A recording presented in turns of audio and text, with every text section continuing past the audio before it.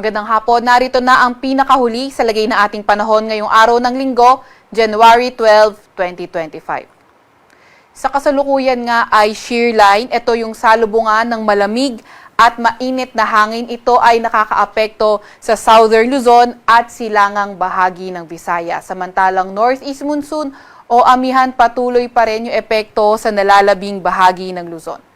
Saan nga natin itong shear line na magdadala ng maulap na papawirin, mga kalat-kalat na pag-ulan at mga isolated na mga thunderstorm sa Bicol Region, sa may Mimaropa, Visayas, pati na rin sa may Quezon. Samantalang Northeast Monsoon ang magdadala ng maulap na papawirin na may mga ulan sa may Cagayan Valley, Cordillera Administrative Region, kabilang na nga ang Aurora. Samantalang easterlies o yung mainit na hangin galing karagatang Pasipiko magdadala rin ng mga paulan sa may Caraga, Davao Region at Northern Mindanao. Kaya yung ating mga kababayan, lalo na yung mga inuulan ng mga nakaraang araw pa, ay pinag-iingat nga natin sa mga banta ng pagbaha o hindi kaya pagguho ng lupa. Para naman sa lagay ng panahon ng Metro Manila at nalalabing bahagi ng Luzon, magandang panahon na inaasahan natin pero may mga tsansa pa rin na mga mahinang pag-ulan at sa nalalabing bahagi naman ng Mindanao, magandang panahon rin yung ating inaasahan pero may mga tsansa pa rin ng mga localized thunderstorms. Sa kasalukuyan, wala rin naman tayong namomonitor na low pressure area or bagyo sa loob or malapit sa ating Philippine Area of Responsibility. At para naman sa lagay ng ating panahon bukas, inaasahan nga natin na ang Northeast Monsoon magdadala ng maulap na papawirin na may mga ulan sa gitna at silangang bahagi ng Northern at Central Luzon, kabilang na nga ang Metro Manila. Samantalang shear line pa rin magdadala rin ng mga paulan sa Bicol Region, kabilang na ang Mimaropa. Para naman sa nalalabing bahagi ng Luzon, mas magandang panahon kung saan may hinang pag-ulan yung ating inaasahan. Agwat ng temperatura bukas sa Metro Manila ay 23 to 29 degrees Celsius. 14 to 22 degrees Celsius sa may Baguio at 21 to 29 degrees Celsius sa may Tagaytay.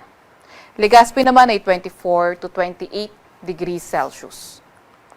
Agwat naman ng temperatura bukas sa Puerto Princesa ay 25 to 30 degrees Celsius, ganun din naman sa may Kalayaan Islands.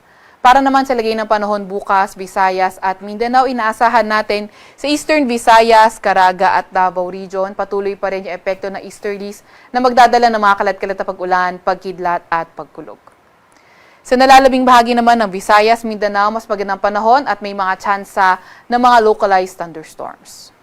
Agwat ang temperatura bukas sa may Iloilo at Tacloban ay 25 to 30 degrees Celsius. 25 to 31 degrees Celsius naman sa may Cebu. 24 to 33 degrees Celsius sa may Zamboanga. 24 to 31 degrees Celsius sa may Cagayan de Oro at 25 to 32 degrees Celsius sa may Davao. Meron din tayong nilabas na weather advisory. Ito ay updated kanina alas 5 ng hapon. Inaasahan nga natin yung mga heavy to intense na mga pag-ulan ngayong araw hanggang bukas ng hapon sa Catanduanes. Kapag heavy to intense yung mga pag-ulan, asahan natin yung numerous flooding events sa mga areas na urbanized, low-lying at malapit sa mga river. Landslide naman likely sa moderate to highly susceptible areas. May moderate to heavy rains din tayo, 50 to 100 millimeters na mga pag-ulan na inaasahan ngayon hanggang bukas ng hapon sa Quezon, Camarines Norte, Camarines Sur, Albay, Sorsogon, Masbate at Northern Samar. Pag moderate to heavy yung mga pag-ulan, localized flooding posible sa mga urbanized, low-lying o malapit sa rivers at landslide sa mga highly susceptible na areas. Bukas naman ng hapon hanggang Tuesday ng hapon, asahan natin yung moderate to heavy na mga ulan sa may Quezon, Camarines Norte, Camarines Sur, Catanduanes, pati na rin sa may Albay. Tuesday ng hapon hanggang Wednesday ng hapon, asahan natin moderate to heavy na mga ulan sa may Quezon. Meron din tayong nilabas na gale warning kung saan asahan nga natin yung maalong karagatan sa Camarines Norte, northern coast ng Camarines Sur, northern at eastern coast ng Catanduanes, eastern coast ng Albay at Sorsogon, northern at eastern coast ng Northern Samar at Eastern Samar. Meron din tayong gale warning sa may Batanes, sa may Cagayan, kabilang na nga ang Babuyan Island, sa may Isabela, kabilang na nga rin ang Aurora, Northern Quezon, kabilang na ang Polillo Islands, Ilocos Norte, sa may Ilocos Sur at Western Coast ng Pangasinan. Kaya kagaya na nabanggit natin kanina, mapanganib pumalaot sa mga lugar na iyan dahil magiging maalon hanggang sa napakaalon ng karagatan. Para naman sa 3-day weather outlook ng ating mga pangunahing syudad, inaasahan nga natin sa Metro Manila by Tuesday ay maulan dahil sa northeast monsoon pero magandang panahon pagdating ng Wednesday until Thursday. Sa Baguio City naman, Tuesday until Thursday, magdadala ng paulan ang amihan o northeast monsoon. At sa Legazpi City, Tuesday to Thursday, asahan nga natin mga tuloy-tuloy na paulan caused by shear line. Pinakamataas sa temperatura sa Metro Manila, posibleng umabot ng 30 degrees Celsius. 15 to 22 degrees Celsius naman sa may Baguio City at 24 to 29 degrees Celsius sa may Legazpi City. Para naman sa 3-day weather outlook ng mga pangunahing syudad, sa Visayas, Metro Cebu at Iloilo City, patuloy pa rin ang fair weather conditions pero may mga tsansa pa rin ng mga localized thunderstorms. Sa Tacloban City naman, inaasahan natin Tuesday to Thursday, pati na rin sa silangang bahagi ng Visayas, posible pa rin maging maulan.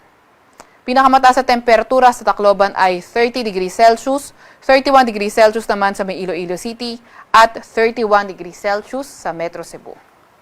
Para naman sa mga pangunahing syudad sa Mindanao area, hanggang Tuesday at Wednesday maulan pa rin sa may Metro Davao pero pagdating ng Thursday, mas magandang panahon na yung ating inaasahan. Cagayan de Oro at Zamboanga City, patuloy ang fair weather conditions simula Tuesday until Thursday. Pinakamataas sa temperatura sa Metro Davao ay 33 degrees Celsius. 32 degrees Celsius naman sa may Cagayan de Oro City at 33 degrees Celsius sa may Zamboanga City. Sa Kalakhang, Maynila, ang araw ay lulubog ng 5:45 ng hapon at sisikat ng 6:25 ng umaga. Huwag magpapahuli sa update ng Pag-asa. I-follow at ilike ang aming social media accounts DOST_Pag-asa. At para sa mas detalyadong impormasyon, bisitahin na aming website pag-asa.dost.gov.ph. At yan na nga muna pinakahuli sa lagay ng ating panahon. Mula sa Weather Forecasting Center ng Pag-asa, Veronica Torres.